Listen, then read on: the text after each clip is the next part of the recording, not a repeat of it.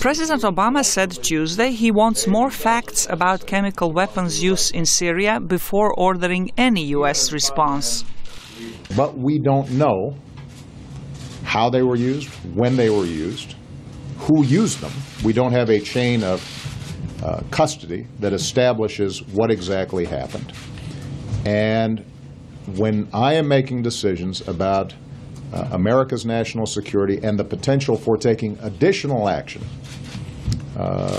in response to chemical weapon use, I've got to make sure I've got the facts.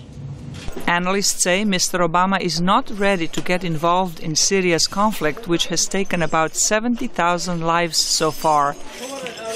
Edward Joseph, a professor at Johns Hopkins School of Advanced International Studies, says the president is careful not to repeat the mistake of the Bush administration, which started a war in Iraq on the assumption that Saddam Hussein had weapons of mass destruction. On the other hand, President Obama has created a credibility problem for himself because he has stated that the use of chemical weapons would be a red line or a game changer.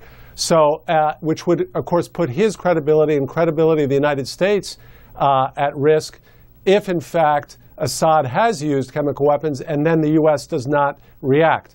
Joseph says the administration also wants to avoid getting mired in a situation that may not be easily solved. Middle East analyst Marina Ottaway of the Woodrow Wilson Center says the Obama administration is getting closer to the point when it will have to act, but it has not yet decided how.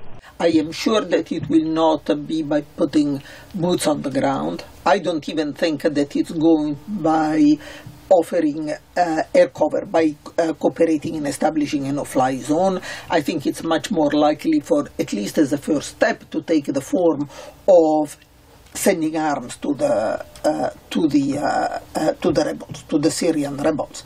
But it's a decision that the United States is not willing to make yet. The Assad government has been accused of using weapons loaded with nerve agents against targets in civilian areas. It has, in turn, accused the rebels of using chemical weapons in a village near Aleppo. Zlatica Hoke, VOA News, Washington.